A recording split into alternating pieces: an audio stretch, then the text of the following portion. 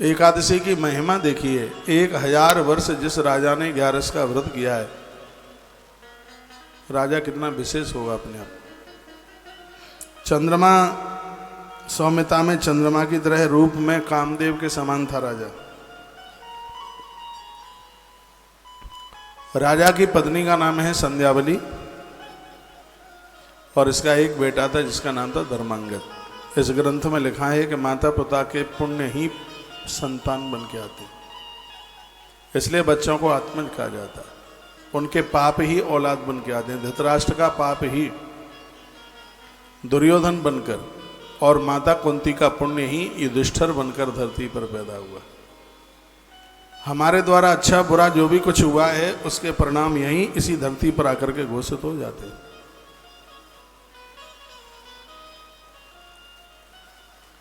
तो धर्मांगद नाम का उनका जो बेटा है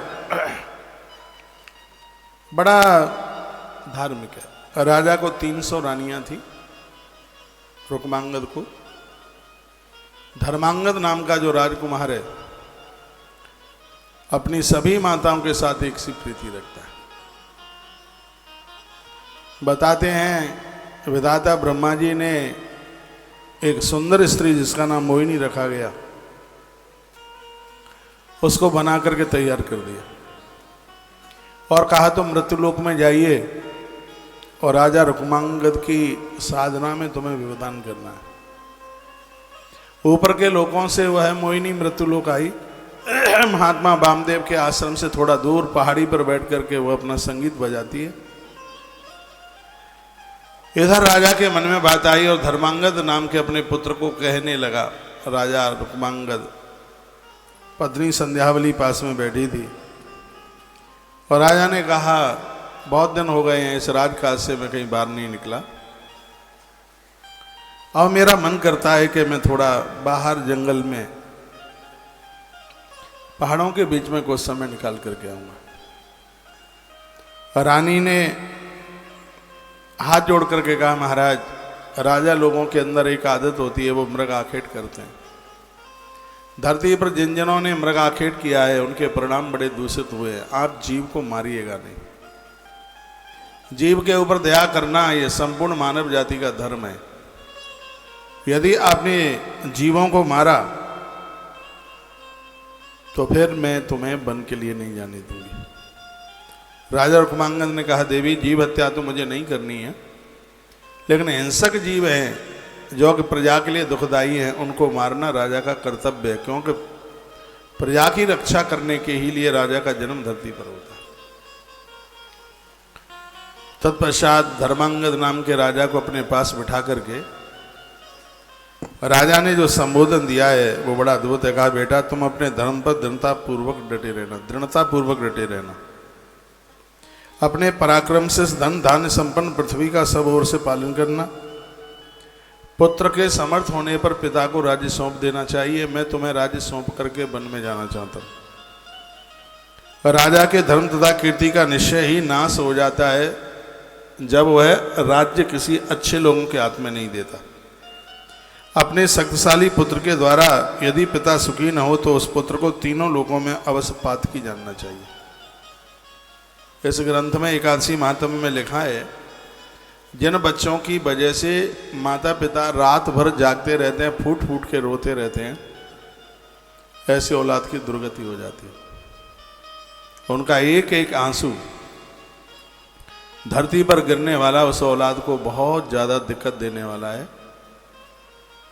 तो यहां राजा ने कहा बेटा, किसी का जी मन दुखाना, जिस संतान की वजह से माता पिता दुखी है, रात भर जागते रहते हैं, सो नहीं पाते, बैठ करके रोते रहते हैं, तीनों लोकों में अवश्य वह बेटा पातकी है।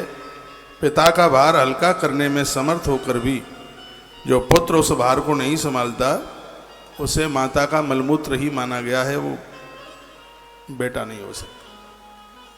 वैसे भी गांवों की कहावत है, पुत्र भय सयाने दारिद्र भय रवाने। माता पिता तब तक ही दुख उठाते हैं जब तक बच्चे छोटे हैं। बच्चे बड़े हो गए हैं तो फिर तो माँ बाप जी के लिए काय का दुख है। तो कहा बच्चों के सक्षम होने पर भी यदि माता पिता दुखी है तो ऐसा वो पुत्र धरती पर चलता हुआ एक बहुत बड़ा भार है। जो इस पृथ्वी पर पिता से भी अधिक ख्याति लाभ करे वही पुत्र है। यदि पुत्र के अन्याय जनित दुख से पिता को रात भर जागना पड़े तो वह पुत्र एक कल्प तक नरक में वास करता है।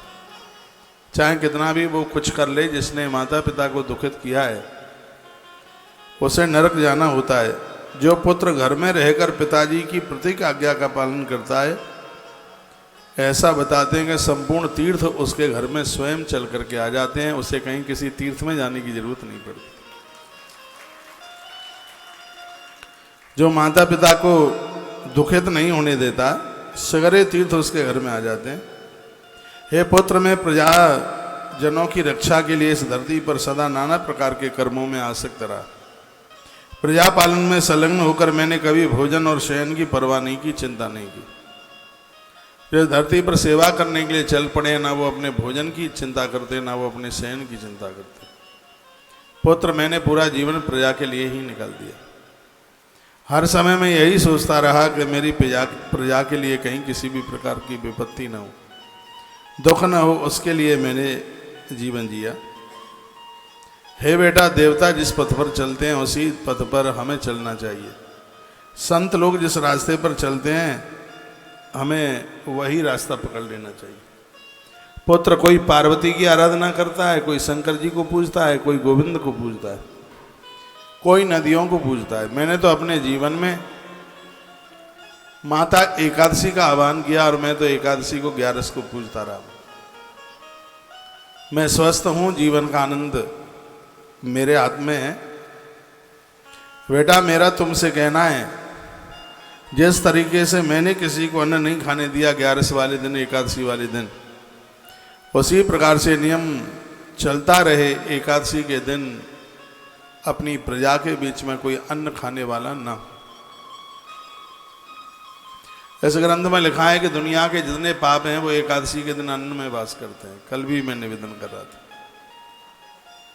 Totally A to Z। इसलिए सजग समझदार भजनानंदी लोगों को तो 11 वाले दिन अन्न से दूर रहना चाहिए,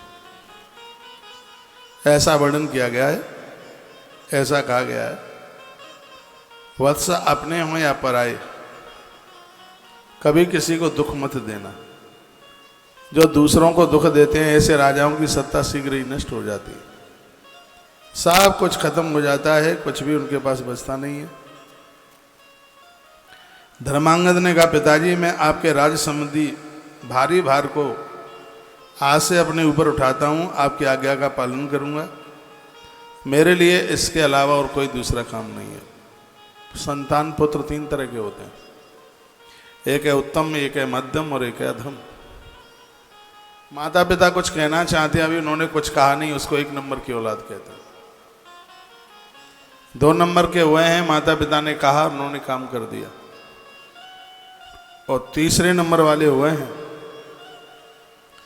सिरा दे, माता पिता ने कोई आज्ञा करी और बच्चा आंखें दिखाकर, छाती दिखा करके चला गया। ऐसी औलाद को तो माता पिता का मलमूत्र ही कहा गया है। आप विचार करें, अपने घर में कैसी संतान है जो अपने माँ बाप जी के लिए रात रात भर सोते नहीं है, जागते रहते हैं। ईश्वर उन लोगों के लिए जागता रहता है। ईश्वर की आंखें उन लोगों की तरफ से कभी भी बंद नहीं होती जो रात रात भर अपने माता पिता के लिए जागते रहते हैं, नींद त्याग देते हैं। ऐसा वर्णन किया गया। बेटा, मैं तो वन के लिए जाता हूँ, एकादशी के दिन किसी को भोजन मत करने देना, यह पिताजी का शब्द तुम मानना, ये कह दिया। राजा रुक्मांगद अपने पुत्र धर्मांगद को ऐसे समझाने लगे। ऐसे कम माता पिता होते हैं जो बच्चों को ऐसी धार्मिक बातों से जोड़ें। संध्यावली से राजा बोले, हम कितने बड़भागी हैं कि हमारे माध्यम से इतना सुंदर बच्चे का जन्म हुआ है। पिता ने बहुत अच्छी तरह से उस पुत्र को समझाया। एक बार जयकारा लगाइए बोल भक्त वत्सल भगवान की जय हो। श्री हनुमान जी महाराज की जय जय। श्री राधे श्री राधे श्याम। जब राजा चलने को तैयार हुआ वन में, राजा के गुरु सामने से चल कर के आ गए।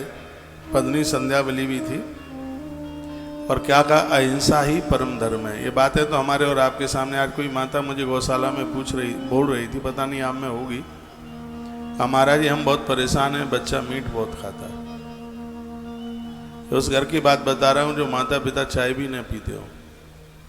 आज की स्थिति ऐसी है। ग्रंथ कहता है अहिंसा परमो धर्म, अहिंसा ही जीवन का परम धर्म है। एक तरफ जीव हत्या करें और एक तरफ तीर्थ यात्रा करें, कुछ भी नहीं होगा।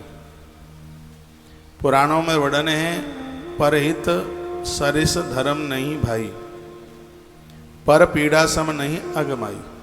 दूसरों के लिए भला करना इससे बड़ा पुण्य नहीं है। जीव की हिंसा करना, मारना, काटना इससे बड़ा पाप नहीं है बिल्कुल। संस्कार टीवी के माध्यम से मुझे पूरी दुनिया में सुना जा रहा है। बहुत आग्रह पूर्वक निवेदन करना चाहूंगा, सात्विक शाकाहारी बनना। भजन तो तभी होगा। रावण बंदा बढ़िया था, लेकिन कमी एक ही थी, उसका आहार ठीक नहीं था। इसलिए तो बोल के गया था, हो ही भजन तामस दया। शरीर तामसी अन्न से बड़ा हुआ है।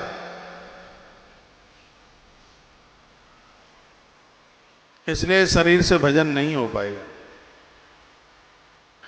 यदि भजन में मन नहीं लगता तो कहीं न कहीं अन्न में कमी है, उसका सुधार कीजिए।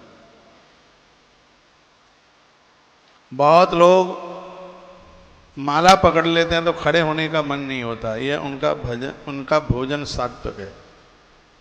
मसाले कम लीजिए, नमक भी कम लीजिए। जमीन पे बैठ के पट्टा लगा के आसन बिछा के हाथ धो के पाम घुटने तक, हाथ कोहनी तक और कुल्ला करके मां अन्नपूर्णा का ध्यान करके फिर आप भोजन लीजिए। वह भोजन आनंद कर देगा। 6 प्रकार की हिंसा का वर्णन ग्रंथ में किया है। सजग समझदार लोगों को इस 6 प्रकार की हिंसा से दूर रहना चाहिए। अहिंसा परमो धर्म है। परम धर्म तो अहिंसा ही है। उन लोगों का सारा धर्म व्यर्थ चला जाता है जो जीवों को फंसा करके मार डालते हैं। विद्वानों ने जीव हिंसा को 6 प्रकार की बताया। पहला हिंसक वह है जो हिंसा का अनुमोदन करता है, जो कहता है चलो आकेट खेलेंगे। हिंसा का पहला रूप है। दूसरा वह है जो जीव को मारता है। तीसरा वह है जो विश्वास पैदा करके जीव को फंसाता है। वह तीसरे प्रकार का हिंसक है। मारे हुए जीव का मांस खाने वाला चौथा हिंसक है। उस मांस को पकाकर तैयार करने वाला, देखिए आप या और कोई मांस नहीं खाते हैं, नहीं खाना चाहिए, लेकिन जो मांस को दूसरे के लिए पकाते हैं उनको भी उसका अपराध लगता है। ऐसा बन रहा है। बहुत बार ये दिक्कत माताओं के लिए बहुत होती है। घरों में पति मानता नहीं है, बेटा मानता नहीं है और घर में नारी को ये सब कुछ करना पड़ता है। लेकिन इसमें उसको हिंसा का रूप, पाप का रूप माना है। जहां तक व्यवस्था बने ऐसे दूर रहिए। इसमें लिखा है मांस खाने वाला चौथा हिंसक है। उस मांस को पकाने वाला, तैयार करने वाला 5वां हिंसक है। जिस मांस को पकाता है वो भी उसका उतना ही भागीदार है। और जो इसका बंटवारा करता है, परोसता है, बांटता है, ये इतना तू ले ले, तू ले ले, तू ले ले, परोसने वाला इसका 6वां हिंसक है। 6वां अपराधी है। यहाँ बड़ी सुंदर बात कही है, एकादशी आप करते हैं, जीव हिंसा ना हो तो ही इसके पुण्य फल मिलता है। एक तरफ एकादशी कर रहे हैं और एक तरफ दुनिया भर का कबाड़ा जमा कर रखा है, गलत काम कर रखे हैं, खान पान ठीक नहीं है, विचार ठीक नहीं है, तो फिर इन सब चीज़ों का लाभ, इन सब चीज़ों का असर नहीं होता। धर्मात्मा राजाओं को भी मृगों के प्रति दया भाव का होना श्रेष्ठ माना गया है। मैंने आपके हित के भावना से ही बार बार आपको मृगा आखेट करने के लिए रोका है। इनकी पत्नी संध्यावली रो रो करके कहने लगी। ऐसी बातें कहती हुई अपनी धर्म पत्नी से राजा रुक्मांगद ने कहा, हे देवी, मैं ये वायदा करता हूं कि मैं मृगों की हिंसा बिल्कुल भी नहीं करूंगा, मैं बिल्कुल भी जीव हत्या नहीं करूंगा। आज प्रजा ठीक सामने आ गई थी। जब राजा घर छोड़ के जा रहा था तो प्रजा रो रही थी, क्योंकि राजा अच्छा है, बढ़िया। आप कितने अच्छे हैं, कितने बढ़िया हैं, घर वाले रोए इससे नहीं पता लगता। जो दूर के हैं, बाहर के हैं, उनके लिए भी आप कुछ कर बैठे और उनकी आंख में आंसू हो हमारे लिए, तो फिर लगता है कि हम बढ़िया जीवन जी के गए, अच्छी जिंदगी जिए। जिस दिन शरीर छोड़ें लोगों को लगेगा आज देश की एक बहुत बड़ी क्षति हो गई, ऐसा जीवन जिया जाए। उसी बात का वर्णन किया गया। राजा रुक्मांगद अपनी पत्नी को समझाते हुए और उन्होंने वन में प्रस्थान किया। 108 योजन भूमि लांघकर और वह महात्माओं के आश्रमों पर जाकर के पहुंचे। एक महात्मा है वामदेव, उनका उन्होंने दर्शन किया, रात भर वहां रहे। महात्मा जी ने बड़ा आदर किया, राजा का सम्मान किया। तत्पश्चात राजा रुक्मांगद को यह बात सुनकर वामदेव जी बड़े प्रसन्न हुए कि राजा वन में घूमने के लिए आया है। कहा, राजन तुम अत्यंत पुण्यात्मा हो, भगवान विष्णु के भक्त हो, तुम्हारी दृष्टि पड़ने से मेरा आश्रम धन धन हो गया। यह महात्मा जी ने कहा, सज्जन लोगों के आगमन से धरती के दोष समाप्त हो जाते हैं, इसलिए लोग आया करें तो किवाड़ बंद मत किया करो, उनके चरण पड़ने चाहिए। बहुत लोगों के चरण इतने प्रभावी होते हैं, शंख चक्र गदा पद्म उनके चरणों में बने हुए होते हैं, और ऐसे चरण हमारे घर में आके पड़ जाते हैं तो हमारा भाग्य बदल जाता है। वास्तु को समाप्त करने की ताकत उनके चरण है। इसलिए महापुरुषों को बुलाना ये बड़ा शुभ माना गया है, बड़ा बढ़िया माना गया है। भगवान विष्णु के तो ये परम भक्त थे ही राजा। पृथ्वी पर अधिक पुण्य में और ज्यादा बढ़ने लगा। एकादशी की इतनी बड़ी महिमा बढ़ने लगी। एक बार जयकारा लगाइए, बोलो कृष्ण कन्हैया लाल की जय हो। श्री हनुमान जी महाराज की जय जय। श्री राधे श्याम। चांडाल भी यदि भगवान विष्णु का स्मरण कर ले तो उसका उद्धार हो जाएगा। और ब्राह्मण भी यदि विष्णु भक्ति विहीन है तो चांडाल से भी गिरा हुआ है। चांडाल भगवान का भजन कर ले तो भी उसका उद्धार हो जाएगा, और ब्राह्मण विष्णु भक्ति से हीन है और चांडाल भजनानंदी है तो उससे चांडाल बढ़िया है। ऐसा बढ़िया, ऐसा ब्राह्मण शराब पीता है, उसके हाथ का जल पीने का अधिकार नहीं। ऐसा ब्राह्मण मुर्गा मीट खाता है, यह तो ब्राह्मण के नाम पर कलंक है। ब्राह्मण के नाम पर यह तो ब्राह्मण जाति को कलंकित कर रहे हैं।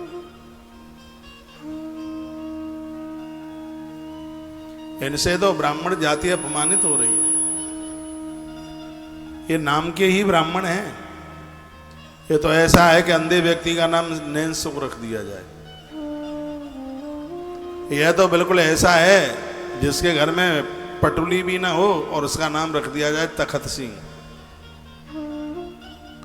यह तो ऐसा है कि घर में एक रोटी खाने को ना हो और नाम रख दिया जाए बादाम सिंह। ऐसे ही है बिल्कुल। ब्राह्मण को तो बहुत तपस्वी होना चाहिए, राजा को रक्षक होना चाहिए, वैश्य को दानी होना चाहिए, कनिष्ठ वर्ण के व्यक्ति के अंदर सेवा परायणता होनी चाहिए, सेवा का भाव होना चाहिए। चारों वर्णों के काम। जब मैं यहाँ से ब्राह्मणों की बड़ाई करता हूँ तो मेरे पास कॉल भी आती है, मैसेज भी आते हैं, कहते हैं कि महाराज कौन से जमाने की आप बात कर रहे हैं, सब कुछ बदल गया है। ऐसा बोलते, बदल तो गया है। यही स्थिति रही कि तस्वीरें कैलेंडर में छपी रह जाएंगी। जैसे आज ऋषियों की छवियां कैलेंडर में, भगवान व्यास, नारद जी, ये सब कैलेंडर में छपे रह गए। पाप बड़ा है। नहीं तो इसी मृत्यु लोक में अभी बहुत ज़्यादा समय नहीं हुआ है, 500-400 वर्ष पुरानी बात कर रहा हूँ, भक्तों के सामने नारद जी ऐसे आके प्रकट होते थे जैसे हम और आप, चैतन्य महाप्रभु के सामने ऐसे प्रत्यक्ष रूप से, इसी कलकाल में ऋषि आकर के प्रत्यक्ष रूप से दर्शन देते थे। पूज्य निम्बारकाचार्य जी महाराज के सामने सुखदेव भगवान प्रत्यक्ष रूप से प्रकट हो गए थे इसी कलयुग में। लेकिन अब पापों की वृद्धि ऐसी हो रही है, पुण्य सब क्षीण हो रहे हैं, कोई भगवती सत्ता का दर्शन हो नहीं रहा है, लोग लुटे पिटे से बड़े हुए हैं, टेंशन में जी रहे हैं, स्थितियां ऐसी गंभीर हो गई हैं। क्या सुंदर लिखा है, चांडाल भजन करता है और ब्राह्मण से बढ़िया है, और ब्राह्मण भगवान का भजन नहीं करता तो चांडाल से भी नीचे गिरा हुआ है। इसलिए सबको अच्छे कर्म करने चाहिए। ब्राह्मण धरती का गुरु है। गोस्वामी जी ने कहा कि इसका स्मरण करने से जीवन के संशय दूर हो जाते हैं। बंदहु प्रथम महीसुर चरना, बंदहु प्रथम महीसुर चरना, मोह जनित संशय सब हरना। बंदहु प्रथम महीसुर चरना, मोह जनित संशय सब हरना। बंदहु प्रथम महीसुर चरना, मोह जनित संशय सब हरना। तपस्वी ब्राह्मण के द्वारा तो उसके दर्शन मात्र से जीवन के संशय नष्ट हो जाते। ऐसा विप्र हमारे घर में एक बार भोजन कर ले, देवता पुरखे नाचे, इसके हाथ का प्रसाद अमृत बन जाता है। ऐसा ब्राह्मण तीनों कालों में संध्या करने वाला, गायत्री जपने वाला, प्रणव जपने वाला ब्राह्मण मिले। वर्तमान समय में तो बड़ा ऐसा लग रहा है अकाल जैसा पड़ गया हो।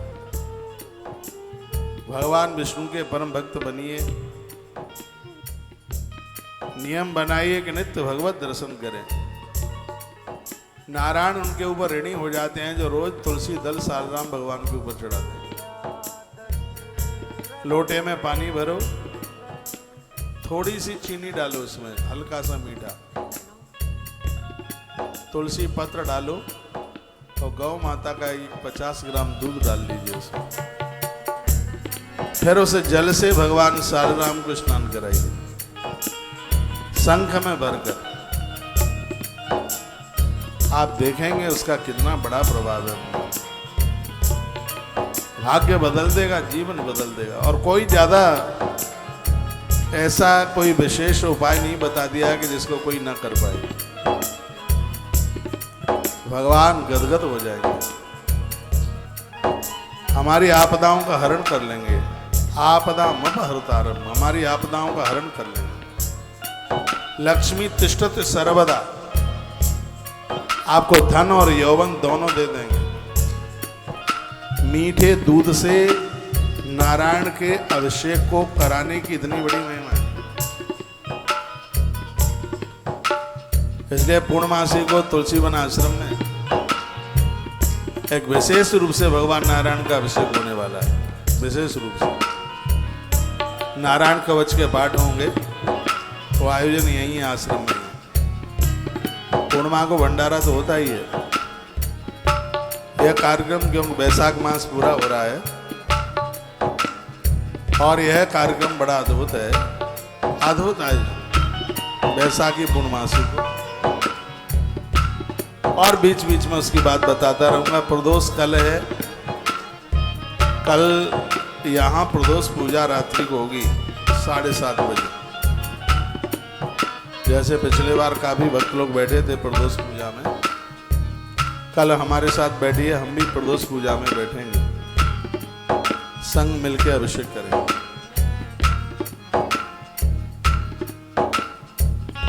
काफी मैसेजों में लिखा हुआ है कि बहुत गलतियां हमने करी हैं, लेकिन अब सुधार आ रहा है। गलतियां ये इंसान करता ही, गलतियां हुई हैं उसका प्रायश्चित होना चाहिए।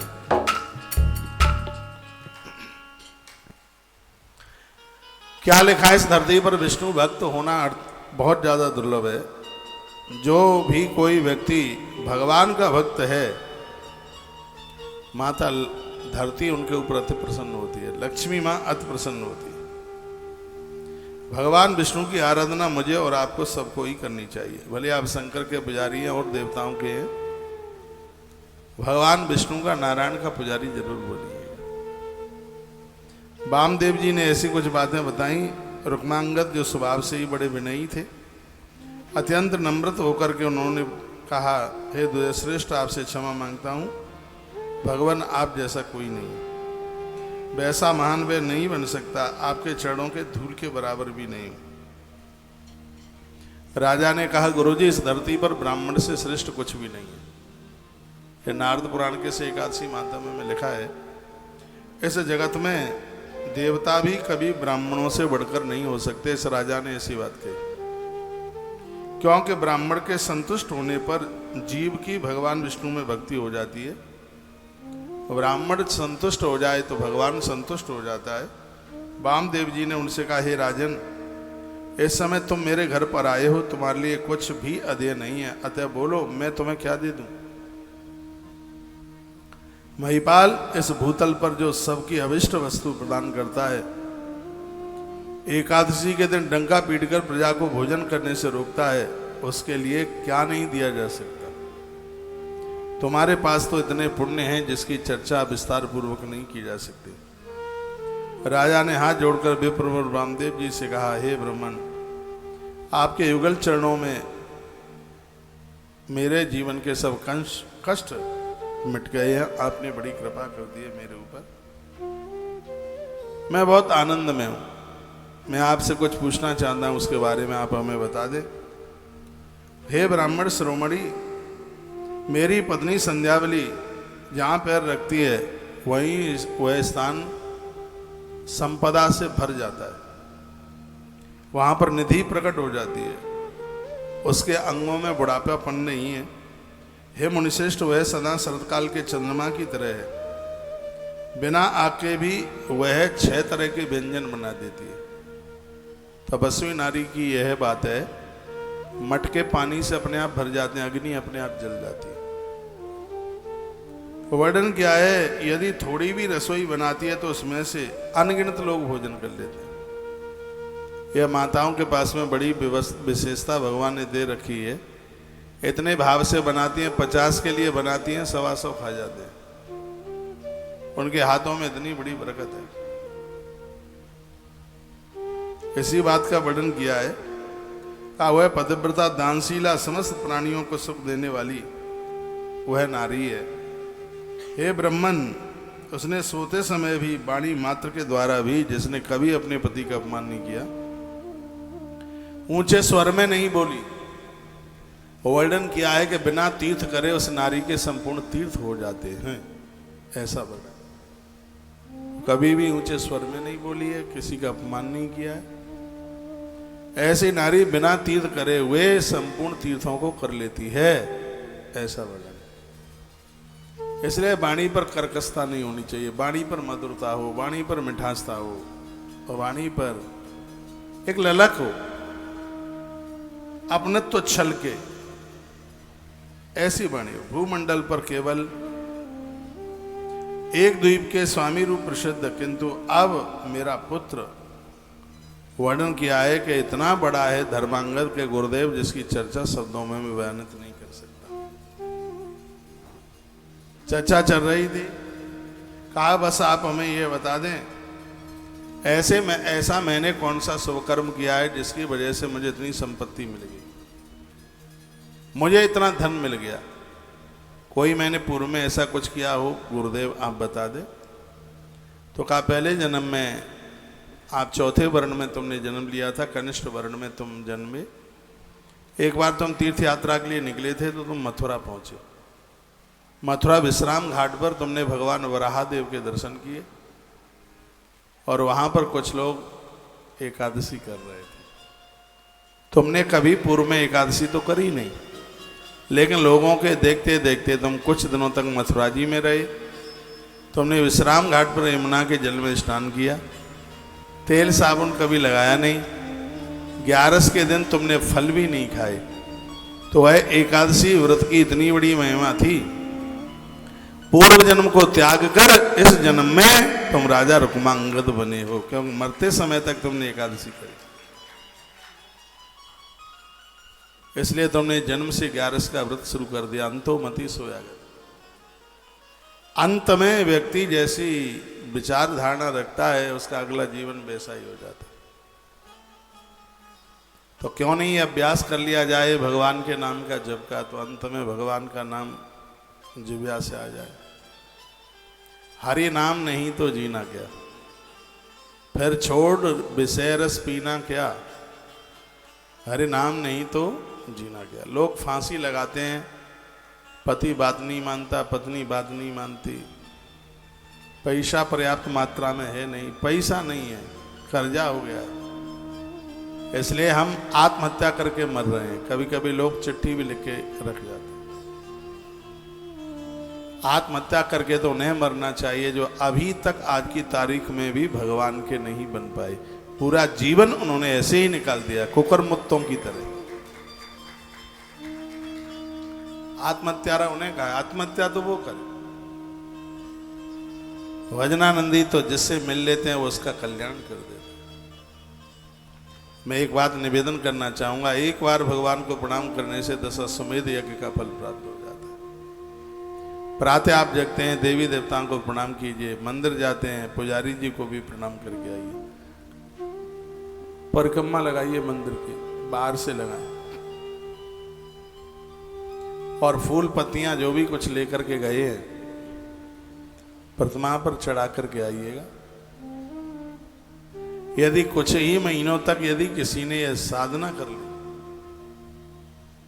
भजन, अभी मैं भिवानी में था, ओम नमो भगवते वासुदेवाय, इस मंत्र की चर्चा की जा रही थी। अपरा शक्ति इतना प्रभावशाली मंत्र है, नित्य यदि कोई इसको जपता रहे तो उसे इष्ट सिद्धि हो जाएगी, भगवान सन्मुख आके खड़े हो जाएंगे। इतना बड़ा पावर। ध्रुव जी महाराज ने, देवसी नारद जी ने यही तो मंत्र जपे। मनु जी महाराज 23,000 साल वहां कहा नैमिषारण्य में इसी मंत्र का जप किया, भगवान प्रत्यक्ष रूप से आकर सामने प्रकट हो गए। मंत्र विज्ञान एक बहुत बड़ा विज्ञान है। मनुष्य जीवन में लाए, एक माला झोली पास रखिए, चंदन रखिए, आसन रखिए, पंचपात्र रखिए, 1-8 घंटा सुबह का आनंद लीजिए, बहुत आनंद आता है। और जो वानप्रस्थ हैं, वृद्ध हैं, बूढ़े हैं, तुमने जो भी कुछ करा धरा वो सब खानदान परिवार के लिए किया है। इनको तुमने माला माल कर दिया, इनके सिर में दर्द भी नहीं होने दिया। अब थोड़ा अपने आप को संभाल लें, क्योंकि यात्रा बिल्कुल स्टेशन नज़दीक है आने के लिए, रेल चल पड़ी है और बस स्टेशन किसका स्टेशन कब आ जाए, जाना तो सबको ही पड़ेगा। और ईश्वर की ऐसी लीला है, जाने वाले लोगों को लोग यदि याद करते होते तो हर रोज हजारों क्या लाखों आदमी मर रहे होते, उनके हार्ट फेल हो रहे होते। इंद्र ने माताओं को एक वरदान दिया है भागवत जी में, वो ये है कि यदि तुम ब्रह्म हत्या को माताओं तुम धारण कर लो, जो ऋतुकाल है जिसमें नारी पूजा के लायक नहीं होती, यह ब्रह्म हत्या का ही एक भाग है, जिसमें एक भाग धरती को दिया गया है जो धरती पर बंजर भूमि रह जाती है, एक वृक्षों को दिया है जो वृक्षों में गोंद सा टपकता है, एक जल को दिया है, उसमें जो काई दिखाई देती है हरे रंग की, एकमात्र शक्ति को दिया। तो देवियों ने पूछा कि आपने हमें ये ब्रह्म हत्या तो दे दी, इसके बदले में आप हमें क्या देंगे? देवराज इंद्र ने कहा, बदले में यह दूंगा कि एक बच्चे को संतान देने के बाद दूसरे बच्चे को जन्म दोगे तो तुम्हें वह कष्ट ध्यान में नहीं रहेगा। बच्चे को जन्म देते समय तुम्हें कितना कष्ट हुआ है ये तुम्हें याद में नहीं रहेगा। बच्चे को जन्म देते समय वो कष्ट याद में रहे तो जो बच्चे माता पिता को घर से बाहर कर देते हैं, माता तो छाती पीट पीट के मर जाएगी। मुझे इतनी पीड़ा हुई थी, मुझे इतना कष्ट हुआ था, मैं ऐसे इसके मलमूत्र में पड़ी रही, मैंने छाती का दूध पिलाया और पता नहीं और बहुत कुछ कहती। लेकिन ईश्वर की ऐसी लीला है कि भगवान उसको विस्मृत कर देता है। उसी प्रकार से इतनी जवान मौतें हो जाती हैं। यदि ये सब किसी को याद में बना रहे तो आदमी खत्म हो जाएगा, बच नहीं पाएगा। 3 दिन सब रोग आकर के रह जाते हैं, 5 दिन समझ लो, साल समझ लो, और आखिर में वो सब काम होके वही होने लगते हैं। संसार का तो झमेला बस ऐसा ही है। यहाँ तो कितने लोग आ रहे हैं, कितने लोग जा रहे हैं। रेलगाड़ी कैसी यात्रा है। जिस बर्थ में बैठे राम राम जी कहाँ से आए? सोहना से आए। तुम कहाँ से आए? हम बल्लभगढ़ से आए।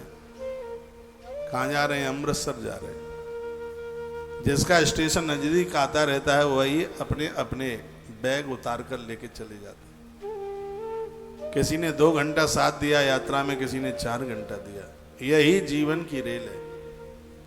यहाँ कोई 5 वर्ष, कोई 25 वर्ष संग दे रहे हैं। कभी बाप से पहले बेटा, बेटे से पहले पिता जा रहा है, कभी पति से पहले पत्नी, और कभी पत्नी से पहले पति दुनिया छोड़ के जा रहा है। संसार की तो स्थिति ऐसी ही है। इसलिए आज मैं सीधाम वृंदावन की पवित्र व्यासपीठ से बहुत आग्रह पूर्वक निवेदन करूंगा, दुनियादारी के कार्यों को करने से पहले थोड़ी अब अपनी चिंता में लग जाइए। भगवदीय कार्य साधना सिद्ध हो जाएगी। मृत्यु के समय पर इतना भी कष्ट नहीं होगा जितना कि पांव में कांटा लगने पर कष्ट हो। नहीं तो आदमी मौत को प्राप्त होता है तो उसे इतनी वेदना होती है कि 20 करोड़ बिच्छू एक साथ डंक मार रहे हैं। लेकिन जब भजनानंदियों की मृत्यु होती है तो उन्हें कोई किसी भी प्रकार का उन्हें कष्ट नहीं होता। भजनानंदी लोग मौत को प्राप्त होते हैं तो उन्हें कहाँ कष्ट होता है। इसलिए ऐसा नियम बना लीजिए, सुबह अकेले में बैठिए, रीढ़ की हड्डी सीधे करके शांत होके पहले कुछ ध्यान कर लें। अगर न्यास करन्यास यूं ऐसे करते रहा करो, इससे शरीर की पवित्रता के ऊपर बड़ा फर्क पड़ता है। एक्सरसाइज भी किया करें, आचमन करके जप अपना शुरू करें, दिया सामने जला करके रख लें। दिए की बड़ी महिमा है। दिया कहता है, मैं सूरज नहीं जो शाम होते ढल जाऊंगा, मैं सूरज नहीं जो शाम होते ढल जाऊंगा, मैं तो एक दिया हूं, जब जला लोगे तभी तुम्हारे काम आऊंगा। दीपक कर्म साक्षी देव। घर में ज्यादा से ज्यादा दिए जलाने की कोशिश कीजिए, बहाने से। कभी मंदिर में, घर के मंदिर में जलाइए, कभी चौखट पर जलाइए, कभी बेलपत्री के नीचे जलाइए, कभी पीपल के नीचे जलाइए। कुछ नियम चलता रहे।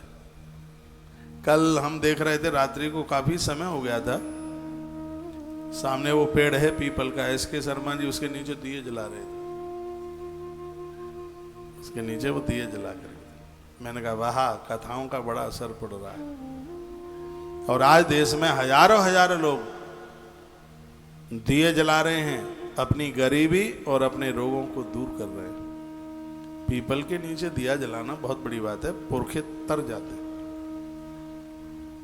तो ये आप अपने घर में ये करें। छोटा सा तो आपका कुंडवा है। हमें देखिए, हम हजारों लोगों को, आश्रम के हजारों लोगों को, आज मेरा वो ड्राइवर बोलता है, जब मैं उधर से गौशाला से लौट रहा था, कहा महाराज जी तुम्हारा जीवन 2 भी दिन जी लूं तो मेरा तो हो जाएगा खेल। कोई कहता है 2 दिन तो बहुत है, 1 ही दिन जी के बता दे। मैंने कहा ऐसी कौन सी विशेषता हो गई है जीवन जीने में? कहा ये तो सब कुछ हो ही रहा है, लेकिन एक एक व्यक्ति के ऊपर ध्यान। मैंने कहा तो बदमाशी पे तो ध्यान देना ही होगा, कौन क्या कर रहा है। दुनिया की दीवालों पर कैमरा लगाए, मेरी छाती पर कैमरा लगाए। मैंने कहा भूल मत कर जाना, तुम लोग क्या करते हो मुझे मिनट मिनट का पता रहता है।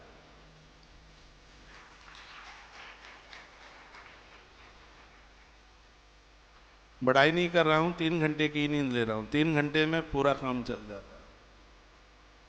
कभी 12 बजे सोता हूं तो 3 बजे जग जाता हूं, कभी 12 के बाद, क्योंकि सफर में जाता हूं। कभी रात्रि को 1 बजे पहुंचना होता है, कभी 2 बजे पहुंचना होता है।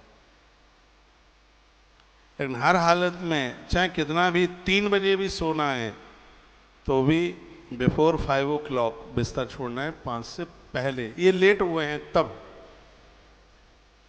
समय से सो गए हैं तो 4 बजे से पहले बिस्तर। ये बात मैं इसलिए बोल रहा हूं कि इतनी मस्ती आती है। आप भोर में थोड़ा जल्दी जाके अकेले में बैठते नहीं है, मैं अकेले में बैठता हूं सुबह भोर में, इतना आनंद आता है। आकाश से बातें होती हैं, अमृत रस बरसता है। जो देवताओं के साथ में जुड़ते हैं, जो गुरुजनों के साथ में जुड़े हैं, उनकी बात तो खुदा से होती है, पक्की बात है। ईश्वर से बातें होती हैं उनकी।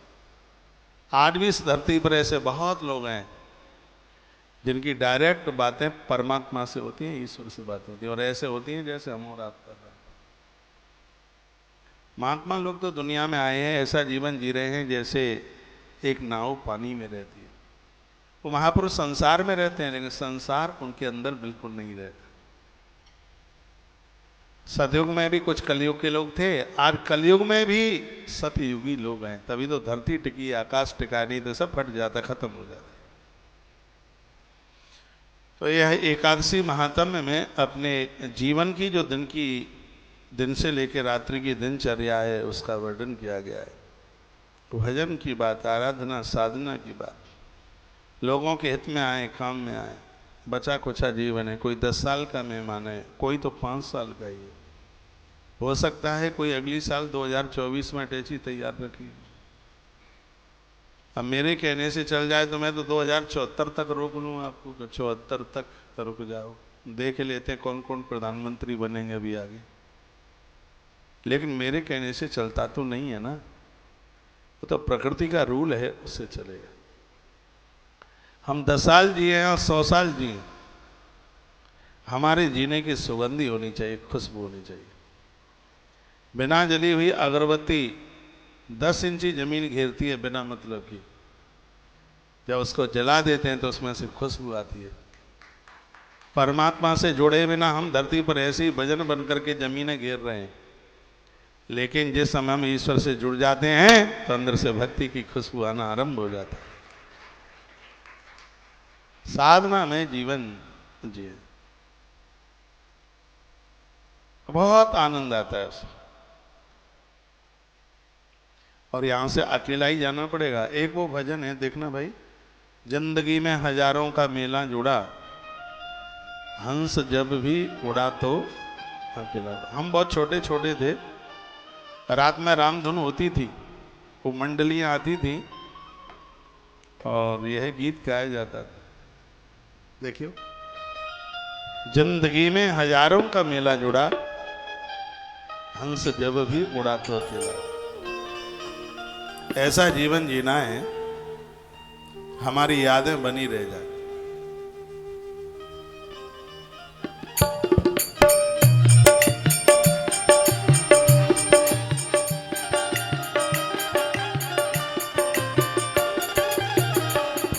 जिंदगी में हजारों मेला जुड़ा, जिंदगी में हजारों का मेला जुड़ा, हंस जब जब उड़ा तब अकेला उड़ा। जिंदगी में हजारों का मेला जुड़ा, जिंदगी में हजारों का मेला जुड़ा, हंस जब जब उड़ा तब अकेला उड़ा। हंस जब जब उड़ा तब अकेला उड़ा, हंस जब जब उड़ा तब अकेला उड़ा। जिंदगी में हो जिंदगी में हजारों का मेला जुड़ा, हंस जब जब उड़ा तब अकेला उड़ा।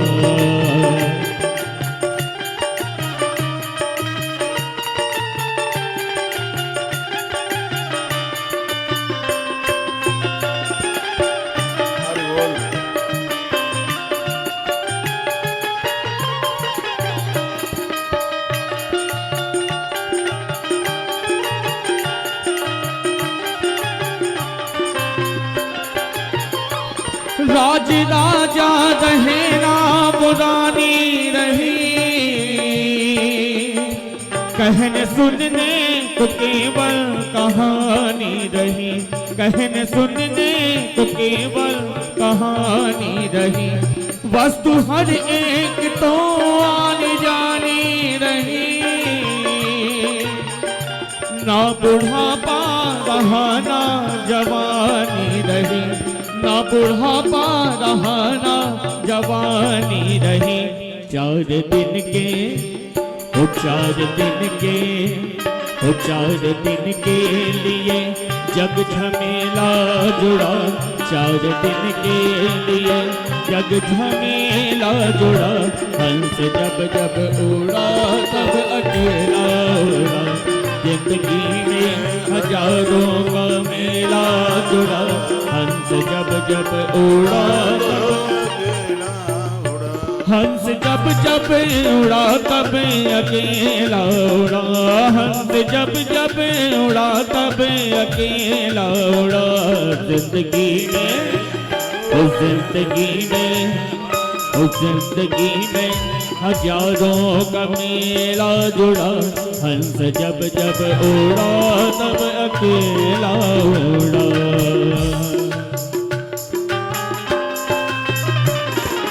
जय हो।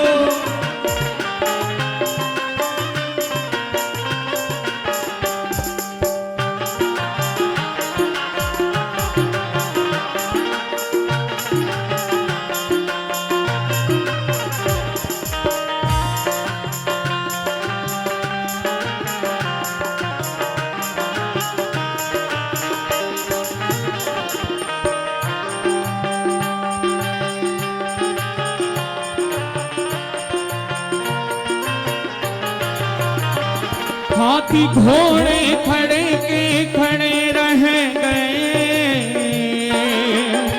कोठी बंगले पड़े के पड़े रह गए, कोठी बंगले पड़े के पड़े रह गए। हीरे मोती जड़े के जड़े रह गए,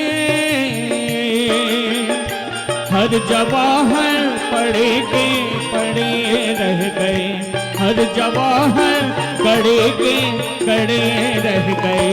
अंत में लख ओ अंत में लख, अंत में लखपति को ये ढेला जुड़ा, अंत में लखपति को ये ढेला जुड़ा।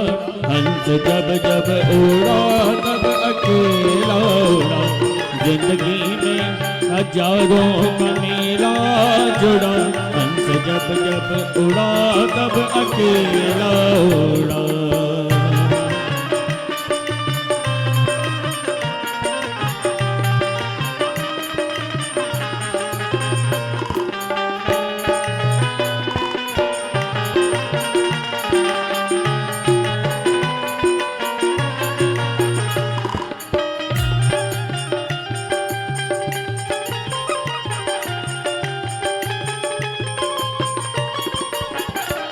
सोच ले अपने अंजाम को, ले ले पैसा न कौड़ी बिना दाम को, ले ले पैसा न कौड़ी बिना दाम को। भज ले तुझसे सीताराम को, जिसमें पाओगे तुम अपने निज धाम को, जिसमें पाओगे तुम अपने निज धाम को। सीताराम जी का नाम, सीताराम जी का नाम, सीताराम जी का नाम बस जोड़ा रह गया। हंस जब जब उड़ा तब अकेला उड़ा, जिंदगी में हजारों का मेला जुड़ा। हंस जब जब उड़ा तब अकेला उड़ा, जिंदगी में हजारों का मेला जुड़ा। हंस जब जब उड़ा तब अकेला उड़ा, जिंदगी में हजारों का मेला जुड़ा। हंस जब जब उड़ा तब अकेला उड़ा, हंस जब जब उड़ा तब अकेला उड़ा, हंस जब जब उड़ा तब अकेला उड़ा। सत्यनारायण भगवान जय हो। तो राजा रुक्मांगद ने पूछा, गुरुदेव मेरी पत्नी इतनी बढ़िया है, बेटा इतना बढ़िया है, मेरे पास राजपाट इतना सब कुछ है, ये मुझसे पूर्व में ऐसा कौन सा पुण्य हो गया? और मैं कहूँगा जो भी आपके पास में है ये सब आपके प्रारब्ध से, आपके सत्कर्म के परिणाम है, अच्छा है या बुरा है। ये किसी को दोष देना नहीं है। पति लड़ाकू है, पत्नी झगड़ालू है, तो हम जैसे कर्म करके आए हैं हमें यहाँ वही प्राप्त हो रहा है। तो महात्मा वामदेव ने कहा कि पहले जन्म में कनिष्ठ वर्ण में तुम्हारा जन्म हुआ था और तुम एक बार तीर्थ यात्रा के लिए निकले थे और तीर्थ यात्रा करते करते तुम मथुरा पहुंचे। मथुरा में 12 वन की परिक्रमा लगती। दिवाली के बाद गोपाष्टमी के दूसरे दिन एक तिथि आती है जिसका नाम है अक्षय नवमी, आंवला नवमी भी बोलते हैं। ऐसा बताते हैं जिनके बच्चों के विवाह में देरी हो रही है तो एक बार वृंदावन जाकर, गरुण गोविंद मंदिर है वृंदावन में, छठी करा पर है गरुण गोविंद, वहां गरुण गोविंद देव भगवान को प्रणाम प्रार्थना करके ये बात कही जाती है, क्योंकि कुंडली में किसी दोष का होने की वजह से ये शादी शुदियों में अवरोधकता आ जाती है। तो उन्हें वहां प्रणाम करके कहा जाता है, प्रभु कृपा कर दीजिए मेरे बेटे का विवाह हो जाए, बेटी अच्छे घर में पहुंच जाए, तो जोड़े के सहित ये युगल परिक्रमा ब्रज की करेंगे आगे।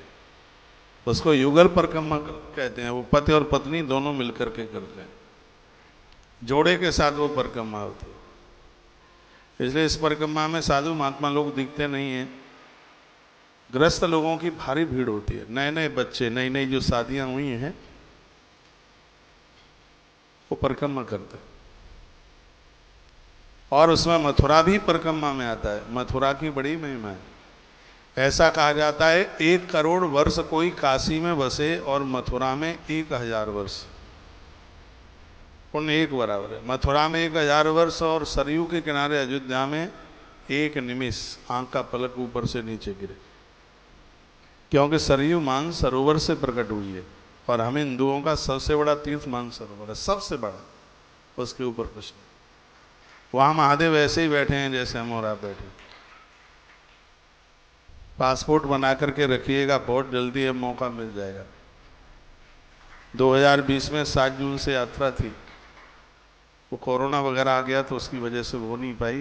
कंपनी के पास पैसे भी जमा हैं, वापस लिए नहीं है।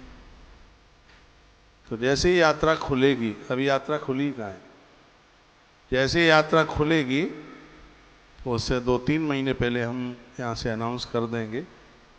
पेंडिंग में पड़ी है वहाँ की यात्रा। तो 70 वर्ष तक के लोग उस यात्रा में जाते हैं, जिनको हार्ट की कोई बीमारी नहीं है, कोई दिक्कत नहीं है, ऐसे लोग वहाँ पहुँचते हैं। तो मान सरोवर से सरयू प्रकट होती है। गोस्वामी जी ने बड़ा अच्छा लिखा है, कोटि कल्प काशी बसे मथुरा कल्प 1000, एक निमिष सरयू बसे तो तुलईन तुलसीदास। सरयू की इतनी बड़ी महिमा है। जनवरी 2024 में रामलला मंदिर में बैठने वाले हैं, पूरी तैयारियां हो गई हैं, अनाउंस भी तारीख का हो गया है। जैसे ही रामलला मंदिर में बैठ जाते हैं, फिर हम और आप राम कथा सुनने के लिए, वाल्मीकि रामायण सुनने के लिए अवध पहुंचे। राम जी का चरित्र वहीं अयोध्या से पूरा 10-11 दिन का अनुष्ठान करेंगे।